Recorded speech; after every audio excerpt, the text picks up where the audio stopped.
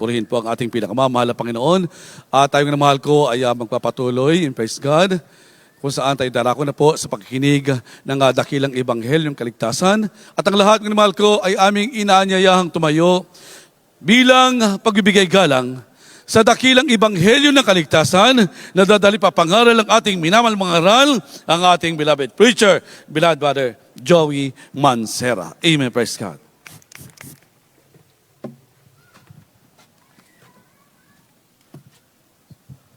God bless you po, my beloved co-preacher, beloved Brother Bob De Luna. Tayo pong lahat ay magkaisang dumalangin.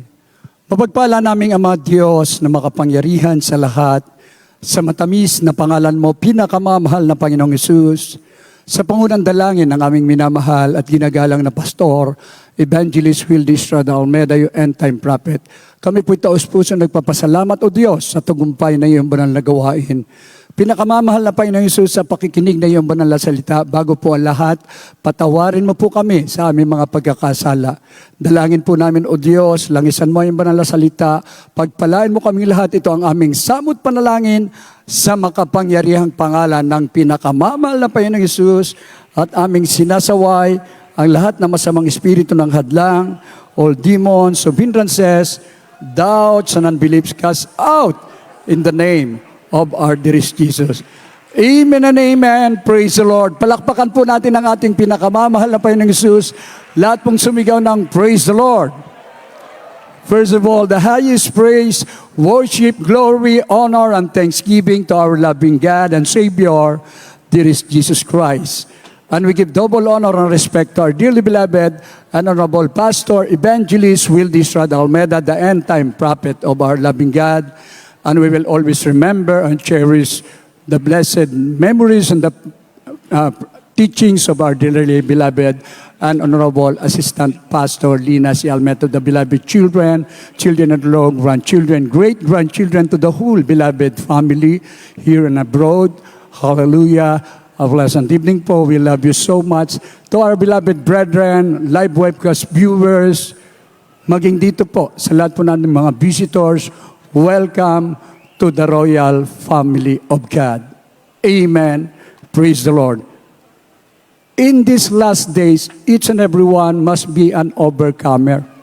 So we're called the children of God, mga minamahal ko. Kaya sa panahon ngayon, mga minamahal ko, nais natin na tayo magtagumpay, katulad ng pagtatagumpay sa pangunguna ng ating dearly beloved pastor, lalo na po sa kanyang kaarawan. Binabati po natin ang maligayang kaarawan sa ating dearly beloved pastor, maging sa ating dearly beloved Minister Wildy James Almeda Jr. Talaga pong ito'y pagtatagumpay ng bawat isa, mga minamahal ko. Atin pong basahin 1 John chapter 4, verse 4. Amen. First book of John chapter 4, verse 4. You are of God, little children, and have overcome them, because greater is he that is in you than he that is in the world.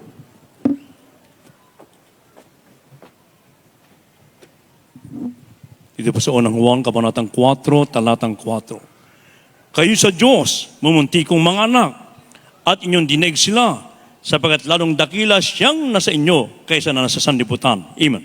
Amen. Praise the Lord. Tayong lahat ay laging nagtatagumpay sa pangalan ni Jesus kung tapat kang maglilingkod sa ating pinakamamahal na Panginoon. Sabi, kayo'y sa Diyos, mumuntikong mga anak, at inyong dinaig sila sapagkat silang lalong dakila siyang nasa inyo kaysa nasa sanlibutan. Magmula sa umpisa hanggang sa huling pagpapatotoo, mga minamahal ko, our beloved brethren, beloved workers, talaga pong kamangha-mangha ang gawa ng ating dakilang Diyos. Walang talo ng Kristiyano, bagkus sumisigaw, ang Diyos natin ay totoong sumasa atin at hindi tayo pinababayaan. Lahat magsabing, praise the Lord. Kaya nga mga minamahal, darating naman ng July up to October, atin pong laging sinasariwa ang Talipaw Sulupis Mission, mga 3 buwan na talagang doon po nahayag ang kapangyarihan ng Diyos sa buong mundo na tayo nga ang tunay na gawain ng ating mahal na Panginoon. Tunay ang Diyos na ating pinaglilingkuran, tunay na mga anak ng Diyos, tagapagmana pa ng buhay na walang hanggan. From the book of Romans, chapter 16, verse 26, atin pong basahin. Romans chapter 16, verse 26. But now is made manifest, and by the scriptures of the prophets, according to the commandment of the everlasting God, made known to all nations for the obedience of faith. Mga taga-Roma, Kapitulo 16, versikulo 26. Darapat na hayag ngayon, at sa pamag-iitan ng mga kasulatan ng mga propeta, ayon sa pinag-utos ng Diyos na walang hanggan, na ipinakilala sa lahat ng mga bansa, upang magsitalima sa pananampalataya. Amen. Praise the Lord. Pananampalataya po, dito po yumaman ang bawat isa. Hindi tinitingnan kung ikaw ay mahirap, kung ikaw ay dumarating sa pagsubok. Ang kailangan dito, merong pananampalataya, mga mahal ko, datapat na hayag na ngayon sa magitan ng mga kasulatan ng mga propeta, ayon sa ipinag-uutos ng Diyos na walang hanggan, ay ipinakikilala sa lahat ng mga bansa upang magsitalima sa pananampalataya. Kaya napakapalad po natin, mga minamahal ko, dahil dito purong-purong salita ng ating dakilang Diyos na may kapangyarihan na pagka ikaw ay sumampalataya sa ating pinakamamahal na Panginoon, hindi kanya pababayaan. Nariyan sa lagi, mga minamahal ko, dakilang mga himala ang ipakikita sa iyo, sasabihin mo, kamangha-mangha ang Diyos na aking pinaglilingkuran. Lahat magsabing praise to the Lord. Kaya natanyag tayo sa buong mundo eh. Sila na mismo nagsasabi, iba't ibang sekt at denominasyon, iba talaga sa Jesus Miracle Crusade. This is the most faithful church in the whole world. Dahil yung mga tinawag dito, mga tao ng Diyos, lingkod ng Diyos, totoo pong tapat. Mga minamo, kaya ang kanilang tinuturuan, kailangan ding maging tapat at huwag mag-alinlangan. Palakpakan natin ang ating pinakamamahal na Panginoon. Hallelujah, praise the Lord. Kaya sa huling panahon, mga minahal ko, naglagay siya ng propeta. Aking dearly beloved pastor, he's the end-time prophet of God. Mga minamahal ko, sabi ng banal na kasulatan, believe in the Lord your God, you will be established. Believe in His prophets, and you shall prosper. Kaya nga, pinag-uusapan na nito, prosperity. Kaginhawaan, mula sa kahirapan, inahon po tayo ng ating dakilang Diyos, sumagana ang ating buhay. Gumaling ang ating karamdaman, nagbago ang ating buhay, mga minamahal ko. Ang pinakamahalaga, sigurado, alam mo na ikaw ay anak ng Diyos, tagapagmana ng buhay na walang hanggan. Palakpakan natin ang ating pinakamamahal na Panginoon Jesus. Sa huling panahon, kaya patuloy na ipinapangaral ang ebanghelyo ng kaligtasan na may kapangyarihan dahil marami po ngayon, iba't ibang sekta at denominasyon, nasa katotohanan daw sila, pero sa totoo lang, bulag sila sa katotohanan. Ang kanilang mga leader, mga bulag din, inaakay sa kadiliman ang kanilang members. Pero dito, mga minamahal ko, liwanag mula sa ating dakilang Diyos, mga minamahal ko. Tayong lahat ay nasaksihan natin kung paano ang Diyos ay kumilos sa ating buhay. Palakpakan natin ang ating dakilang Diyos. Acts chapter 26, verse 18. Atin pong basahin. The book of Acts chapter 26, verse 18, to open their eyes and to turn them from darkness to light and from the power of Satan unto God, that they may receive forgiveness of sins and inheritance among them which are sanctified by faith that is in me.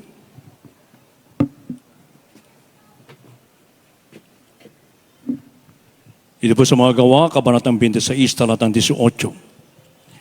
Upang idilat mo ang kanilang mga mata, upang sila'y mangagbalik sa ilaw mula sa kadiliman, at mula sa kapangyarihan ni Satanas hanggang sa Diyos, upang sila'y magsitanggap ng kapatawaran ng mga kasalanan at ng mga manan sa kasamahan ng mga pinapaging banal sa pamamagitan ng pananampalataya sa akin. Amen. Amen. Praise the Lord. Ito po ang layunin ng Jesus Miracle Crusade International Ministry. Jesus saves, Jesus heals. Yan po ang bawat isa sa atin noon, bulag sa katotohanan. Punong-puno na mga karamdaman, problema at kapighatian. Ngunit isang araw, idinako tayo ng ating mahal na Panginoon na ang layunin upang idilat mo ang kanilang mga mata upang sila'y mangagbalik sa ilaw mula sa kadiliman at mula sa kapangyarihan ni Satanas hanggang sa Diyos upang sila'y magsitanggap ng kapatawaran ng kanilang mga kasalanan at ang mga mata sa kasamahan ng mga pinapaging banal sa magitan ng pananampalataya sa akin. Palakpakan natin ang ating dakilang Diyos. This is reality. Dati, alipin tayo ng kaaway ng Diyos. Kung anong gustong gawin ni Satanas at gusto niya ipagawa sa atin, hindi natin makontrol, mga minamahal ko. Umaayon tayo, sumusunod tayo sa paggawa ng kasalanan. Ngunit isang araw, ikaw at ako ay kinalagan sa magitan ng mga krusada, sa magitan ng social media, sa magitan ng mga paanyaya, lalo na ang ginagawa ng ating dearly beloved pastor, nung pioneering ang church, mga minamahal, street evangelism. Kinakatok niya mga bahay-bahay, kinakausap niya mga tao, mga minamahal ko. Minsan nga siya inuusig siya. Nagpala ka, bakit ganyan? Luma yung mga suot mo. Mga minamahal ko, kahit luma, pero bagong nilalang naman, nagpupuri sa ating pinakamamahal na Panginoon. Sa pagtitiis, sinubukan ng ating dearly beloved parents in the Lord of the beloved children. Pinagtiisan nila, they move on for the gospel of salvation. Ano man ang mangyari, ang sinabi po dahil ang layunin nito upang marami pa ang mabuksan ang pangunawa na merong Diyos na nagmamahal, merong Diyos na umiibig upang ang bawat isa ay magmana ng buhay na walang hanggan.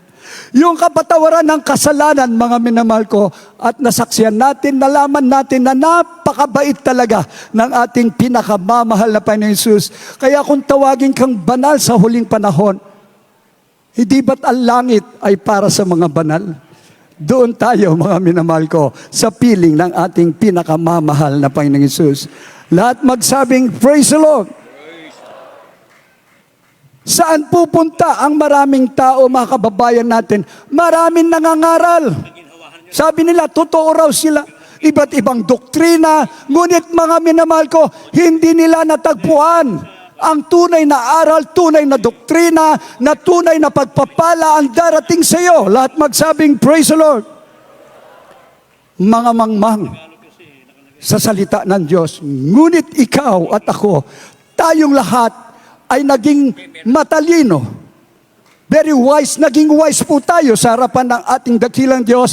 Dahil totoo ang pangako ng Diyos, magbibigay siya ng tunay na pastor, nakakandili at magtuturo sa atin ng karunungan. Hindi kamangmangan, mga minahal ko. Kaya yan ang pinatutotoo sa pulpito na dahil sa katotohanan, pinalaya tayo ng ating pinakamamahal na Panginoon.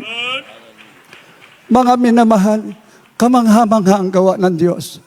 Last Wednesday, nakareceive po kami ng emergency call for pray over sa dako po ng Pampanga, Purak, Pampanga.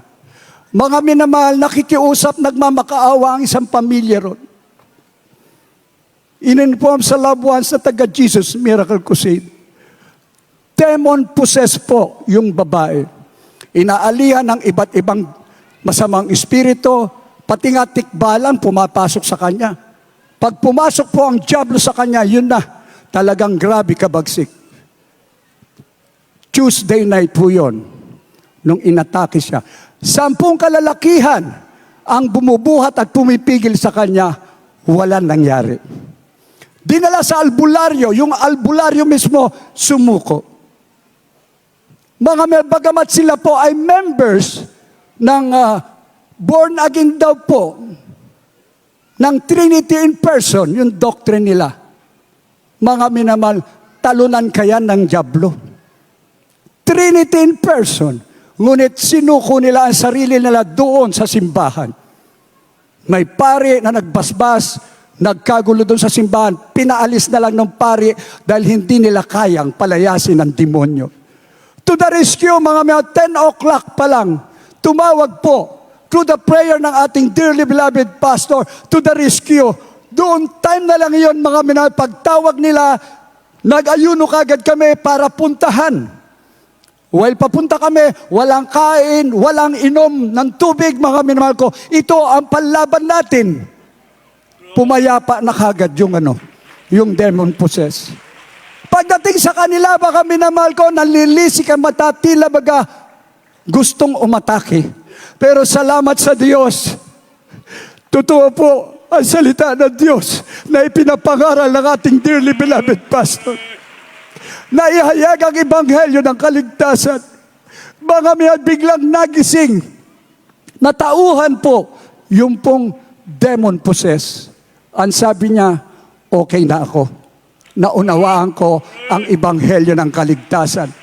12 kaluluwa po. Buong pamilya, mula sa pinakamatanda, 8 years old pataas, lahat po sila nagpabautismo sa pangalan ng ating pinakamamahal na Panginoon. Grabing kapayapaan nila, naunawaan nila na ang nag-iisang Diyos na nahayag sa laman, ang ating pinakamamahal na Panginoon ay ang tunay na Diyos na dapat sambahin sa Espiritu at katotohanan. Kaya pag uwi namin, yung babaeng Diyos-Diyosan nila, pinadala na sa amin. Mga man, aalisin yan, lilinisin ang kanilang tahanan. We're so much blessed. This is really victory in the name of our dearest Jesus. Grabe po ang kagalakan namin, mga binamahal ko. Na sa panalangin ng propeta ng Diyos, hindi namin kaya yan, mga binamahal. Ngunit ang Diyos natin ay totoo, mahabagin. Kaya sa bawat isa sa atin, huwag nating katakutan ang dyablo. We will fight a good fight of faith. Utos ito ng ating mahal na Panginoon. Magpakatapang ka, lumaban ka sa huling panahon na ang dyablo ay talunan. Yuyurakan natin siya dahil tayo po'y mga anak ng Diyos, nakasulat ang ating pangalan sa aklat ng buhay. From the book of Joshua, chapter 1, verse 9. Amen. Praise the Lord. Joshua chapter 1, verse 9. Have not I commanded thee? Be strong and of a good courage. Be not afraid, neither be thou dismayed. For the Lord thy God is with thee whithersoever thou goest.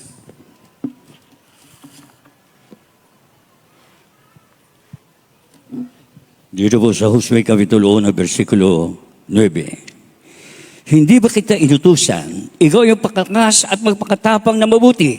Huwag kang matakot, ni malupaypay, sapagkat ang Panginoon mong Diyos ay sumasayo sang kaman pumaroon. Amen. Praise the Lord. Ito'y utos. Obedience is better than sacrifice. Ano man ang mangyari, sabi nga, for me to live is Christ and to die is gain. Susuungin natin ang kamatayan, susuungin natin ang mga pagsubok, lalabanan natin ng mabuting pakipagbaka ang lahat ng gawa ng dyablo. Yung kabutihan ng Diyos, we will overcome evil with good. Hindi ba kita inutusan? Ikaw ay magpakalakas, magpakatapang na mabuti. Huwag kang matakot ni manlupaypay sapagkat ang Panginoon mong Diyos ay sumasayo sa angkaman pumaroon. Amen? Praise the Lord. Kaya ang sikreto rito, katulad ng ginagawa at ipinapangaral ng ating dearly beloved pastor, magpuri sa ating mahal na Panginoon. Manalangin na may pag-aayuno. Lagi nating ituon ang ating mga sarili sa paglilingkod, pagsamba sa ating mahal na Panginoon. At totoo naman po, laging sumasa atin ang ating pinakamamahal na Panginoon saan man tayo madako, mga minamahal ko. At yan ay napatunayan natin. Palakpakan natin ang ating dakilang Diyos. Dahil sa banal na kasulatan, bawal po ang duwag. Pagdating po sa kaaway nating dyablo, bawal ang duwag dahil magiging talunan ka. Dahil ang pagkatakot ito ang magpapabagsak sa iyo. Ngunit, ang kailangan lang, sabi nga, yea, though I walk through the valley of shadow of death, I will fear no evil. Yan ang tunay na Kristiyano. Ang kailangan lang natin, ang kinatatakutan natin, ang ating mahal na Panginoon. The fear of the Lord is the beginning of wisdom. Kaya nga, huwag tayong manlupaypay. Hindi saganang iyo ang kalakasan mo, ang lahat ng bagay, yung kalakasan mo, kalusugan mo, lahat-lahat yan ay sa Diyos nagmumula. Kaya anong katatakutan mo? Ang Diyos ay sumasa atin. God is with us. Yan ang lagi nating isipin. Maliban lang kung naglulupaypay ka na, nag-aalinlangan ka na, nagbawas ka na ng paglilingkod mo. Hindi ganon. You give the very best in these last days. Maging ang ating mga tinatangkilik, gamitin yan, mga minamahal ko, para maluwalhati ang ating pinakamamahal na Panginoong Hesus. Ang ating dearly beloved pastor, mga minamahal ko, 49 years and 6 months, going to 50 years tayo, mga minamahal ko, hanggang sa pagbabalik ng ating malawal, luobin pa ng ating dakilang Diyos, umabit pa ng 50 years, 100 years, ang layunin nito ay magligtas na marami pang kaluluwa dahil ang kaligtasan, salvation is the greatest matter of importance. Pag ikaw nga ay naging matapang, nagpakalakas ka sa huling panahon, hindi ka nalupaypay. Ang sabi ng banal na kasulatan, mga minamahal ko, meron pong pag-asa sa buhay na wala hanggan. From the book of Titus, chapter 3, verse 7, magsipaganda na po ang mga awit at mga manunugtog. The book of Titus, chapter 3, verse 7, that being justified by His grace, we should be made heirs according to the hope of eternal life.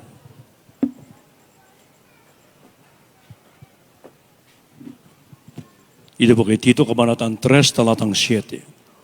Upang sa pagkaaring ganap sa atin, sa pamamagitan ng kanyang biyaya, ay maging tagapagmana tayo ayon sa pag-asa sa buhay na walang hanggan. Amen. Amen. Praise the Lord. Palakpakan muna natin ang ating pinakamamahal na Panginoon Hesus. Upang sa pagkaaring ganap sa atin sa magitan ng kanyang biyaya ay maging tagapagmana tayo ayon sa pag-asa sa buhay na walang hanggan. Mga minamahal, maiksi na yung panahon. Time is running out. Alam natin na mga kaganapan ngayon, hindi dapat tayo magbingi-bingihan. Dapat maunawaan natin na ang mga kaganapan ngayon, ito'y tanda ng malapit na pagbabalik ng ating mahal na Panginoon.